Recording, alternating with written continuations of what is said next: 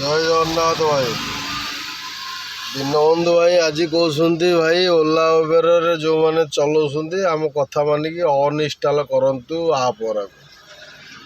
ଭାଇ ଯେତେବେଳେ ଆମେ କହୁଥିଲୁ ତମେ ଚଲାଅନି ବୋଲିକି ବାହାର କମ୍ପାନୀ ତମେ ଚଲାଅନି ଭାଇ, ଆମ ସାଙ୍ଗରେ ସାମିଲ ହେଇକି ତମେ ଯେମିତି ଗାଡ଼ି ଚଲାଅ ସେମିତିଆ ଚଲାଅ, ତମେ ଓଲା ଉବେରକୁ ବନ୍ଦ କରିଦିଅ, ଓଲା ଉବେର ଚଲାଅନି। ସେତେବେଳେ ତମେ କ'ଣ କହିଲ ଭାଇ କେଉଁମାନେ ଅନଲାଇନ୍ରେ ମିଶିବାର ଅଛି ତମେ ଆମ ପାଖକୁ ଆସ, ଆମେ ତୁମକୁ ମିଶାଇ ଦେବୁ। ସେତେବେଳେ ମିଶାଇକି ତମେ ଗୋଟେ ବଡ଼ ପଦ ନେଇଗଲ, ଗୋଟେ ପ୍ରେସିଡେଣ୍ଟ। ଠିକ୍ ନା ଭୁଲ ଭାଇ? ପ୍ରେସିଡେଣ୍ଟ ହେଇଗଲ। ଏଇନା ଓଲା ଉବେର ତୁମକୁ ପଇସା ଦେଉନି, କମେଇ ଦେଉଛି, ତମେ ରାଜରାସ୍ତାକୁ ଓହ୍ଲେଇବ, କହୁଛ ଅନଇନଷ୍ଟଲ୍ କରିଦିଅ, ଇଏ ସେ କରିଦିଅ, ଭାଇ ବନ୍ଦ କରିଦିଅ, ଆମକୁ ପୋଷଉନି, ଆମେ ତାକୁ ଜବାବ ଦେବା। ଭାଇ ଆମେ ଯେତେବେଳେ କହୁଥିଲୁ ସେତେବେଳେ କ'ଣ ଆମେ ମୂର୍ଖ ଥିଲୁ? ଭାଇ ଆମକୁ କେତେ କନ୍ଦେଇଛ ଜାଣିଛ?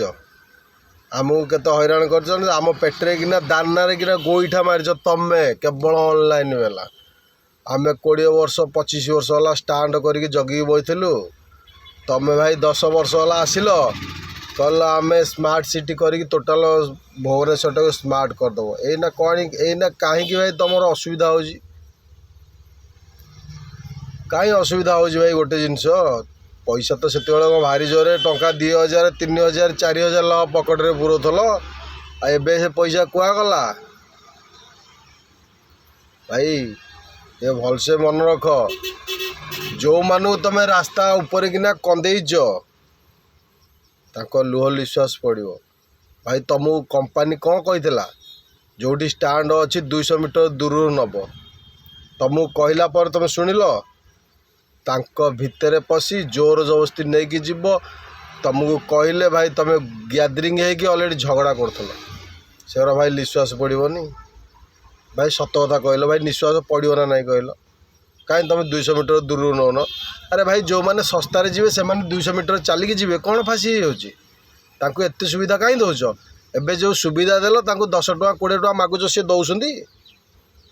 ଯେତେବେଳେ ହୋଟେଲ ରେଷ୍ଟୁରାଣ୍ଟରେ ନେଇକି ଛାଡ଼ୁଛ ସେଠି 7000 8000 ଟଙ୍କା ବିଲ୍ କରି ଖାଇକି ଆସୁଛନ୍ତି, ତମେ ନେଇକି ଯାଉଛ ଅଟୋରେ ବସେଇକି ତାଙ୍କୁ 70 ଟଙ୍କାରେ ଛାଡ଼ୁଛ, 20 ଟଙ୍କା ତମେ ଏକ୍ସଟ୍ରା ମାଗିଲେ ଦେଉଛନ୍ତି?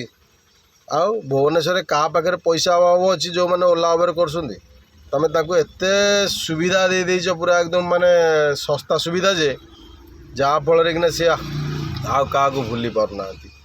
ଆଜି କାହିଁ ତମେ ହଇରାଣ ହେଉଛ?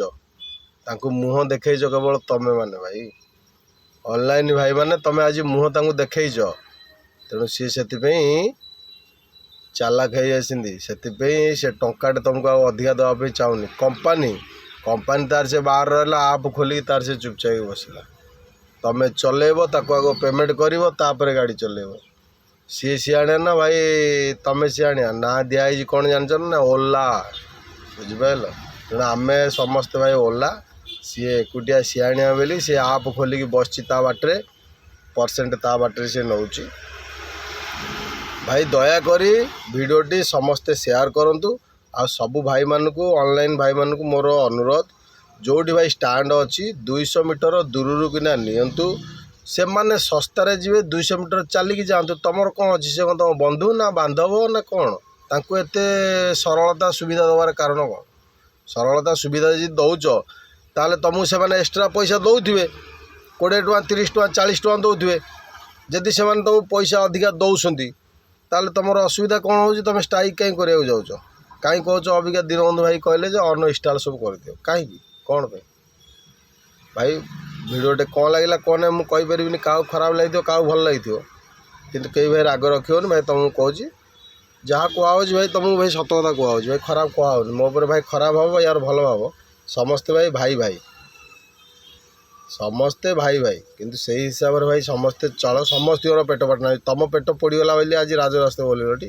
ଯେତେବେଳେ ଆମ ପେଟ ଯେତେବେଳେ ପୋଡ଼ିଗଲା, ତମେ ଯେତେବେଳେ ଆମକୁ ନାତ ମାରିକି ଯେତେବେଳେ ଆମ ଷ୍ଟାଣ୍ଡ ଉପରକୁ ନେଇକି ଯାଉଥିଲ ଜୋରଦସ୍ତି, ତମକୁ ଆମେ କହିଲା ମାନେ ତମେ ଆମକୁ ନାଲି ଆଖି ଦେଖେଇକି ତମେ ଅଲରେଡ଼ି ଗ୍ୟାଦରିଂ ହେଇକି ଅଲରେଡ଼ି ଝଗଡ଼ା କରୁଥିଲ। ସେଇଟା ତମକୁ ଭଲ ଲାଗୁଥିଲା ନା ଭାଇ? ସେଇଟା ସୁଧୁରି ଯାଅ। କମ୍ପାନୀ କହିଛି 200 ମିଟର ତମ ଗ୍ରୁପ୍ରେ ପକାଅ, 200 ମିଟର ଦୂରରୁ ନିଅ। ଯିଏ ଶସ୍ତାରେ ଯିବ ସେ 200 ମିଟର ଚାଲିକି ଯାଉ, କ'ଣ ଫାସି ଯାଉଛି? ରହିଲି ଭାଇ, ଜୟ ଜଗନ୍ନାଥ।